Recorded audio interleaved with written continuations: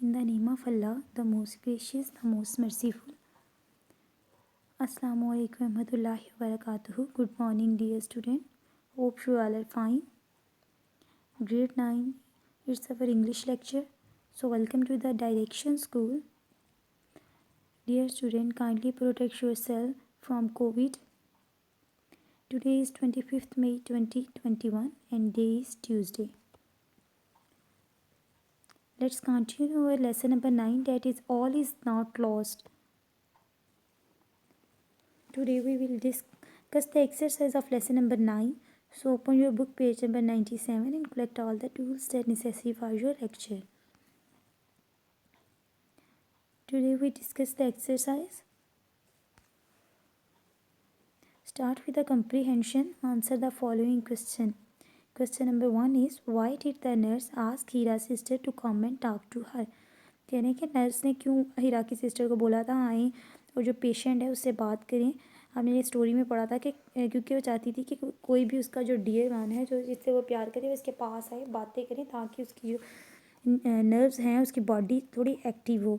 तो इसका best answer क्या होगा? The nurse asked Hira sister to come and talk to her, thinking that the voice of a near and dear one might activate the nearly dead neurons. Second question है, why did the nurse disagree with the doctor point of view? ये nurse जो है वो disagree क्यों थी doctor के point of view से? तो हमने लेसन में पढ़ा था कि जब डॉक्टर ने कहा था कि इनको वार्ड में शिफ्ट कर दिया, सिंपल वार्ड में शिफ्ट कर दिया जाए, तो वो डिसएग्री कर रही थी क्योंकि वो नहीं चाहती थी कि पेशेंट को, इस तरह के पेशेंट को अनअटेंडेड छोड़ा जाए जिसको बहुत ज़्यादा केयर की ज़रूरत है.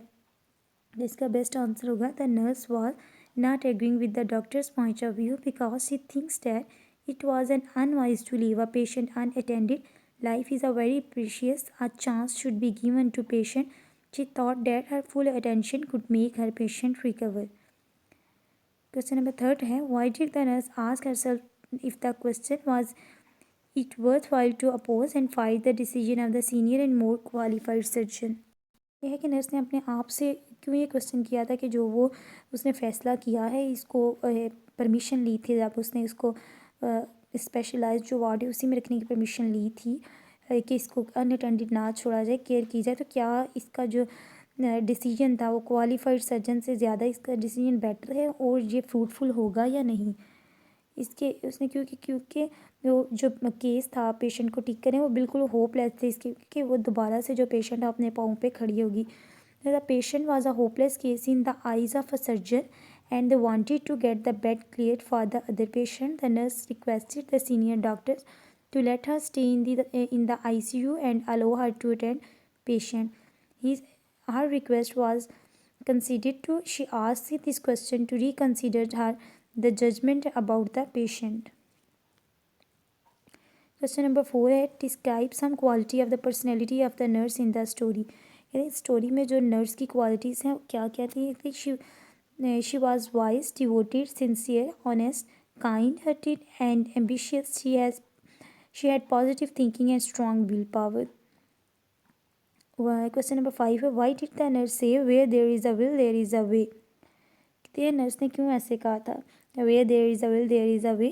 This she said because she proved it practically that a hopeless patient could be cured if you are willing to fight a last war. If there is a no will, there is a no way. With a strong willpower, a man can also accomplish impossible tasks.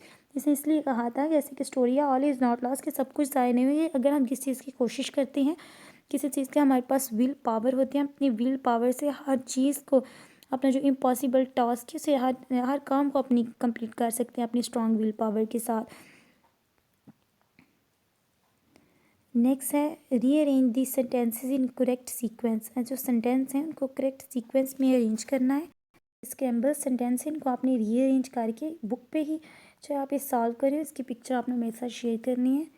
Next one है, columns को match करना है.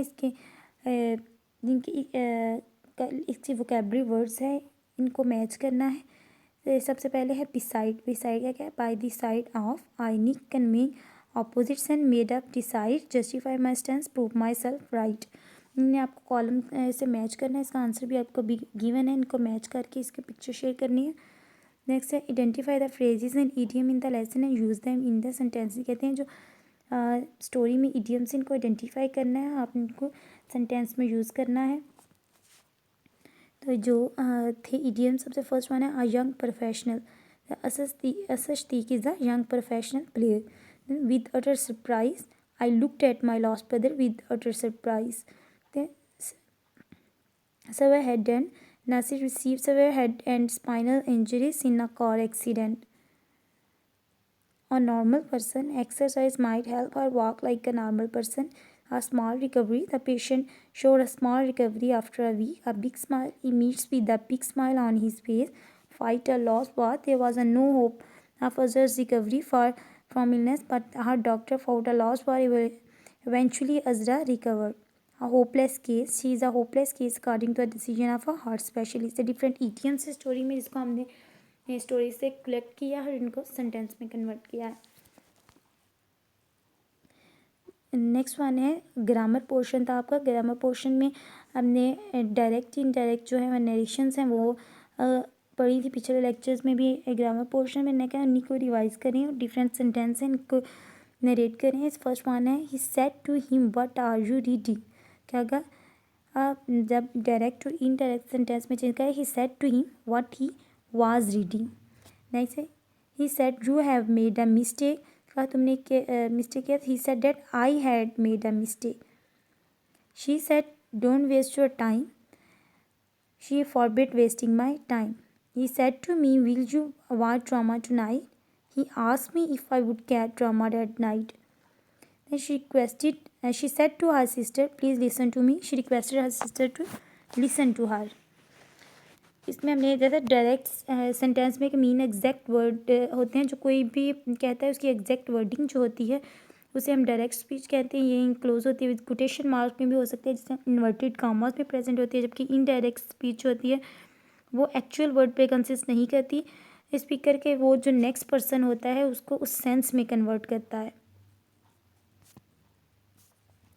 Next one है complete the sentence given below with the given compound prepositions along with according to in front away from because instead of. Compound compositions हमने पढ़ी थी, जो two words हैं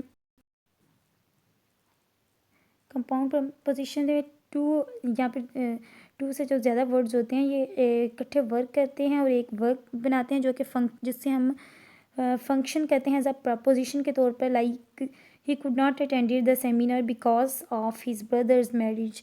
अब बिकॉज ऑफ ये दो जो प्रपोजिशन से ये इकट्ठी हो गए हैं, मिलकर कंपाउंड प्रपोजिशन बना के इन्हें इकट्ठे फंक्शन परफॉर्म किया। फर्स्ट वन है dash to my teacher it's a great book according to my teacher.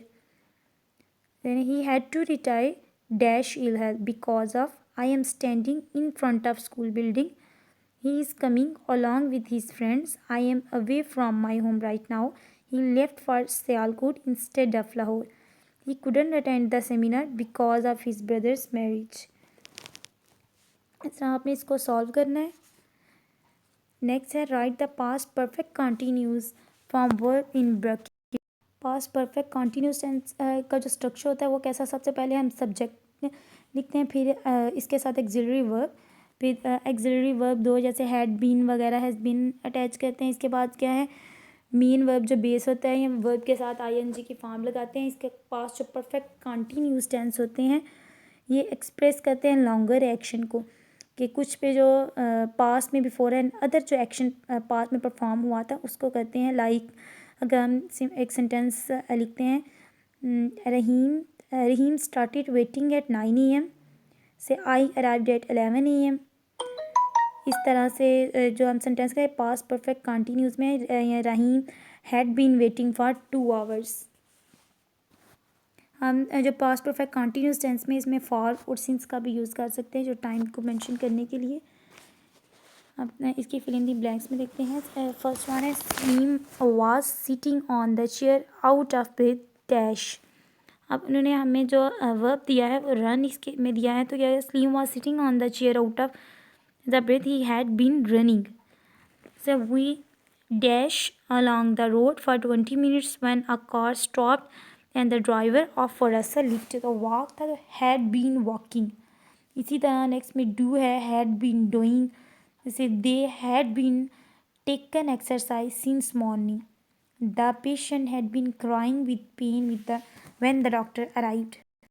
इस तरह से आपने इनको सॉल्व करना है और जो पिक्चर्स हैं वो शेयर करनी है। जो बुक वर्क है उसको बुक पे करके पिक्चर्स शेयर कर सकते हैं। जो दूसरा क्वेश्चन आंसर है कंप्रीहेंशन में उसको आपने अपनी नोटबुक पे करना है। आपका होमवर्क टास्क है learn and right exercise question answer solve grammar and vocabulary work on your text book. Okay student, today your lecture is end here. If you don't understand anything, please ask me. Take care of yourself. Stay home. Stay safe. Allah Hafiz.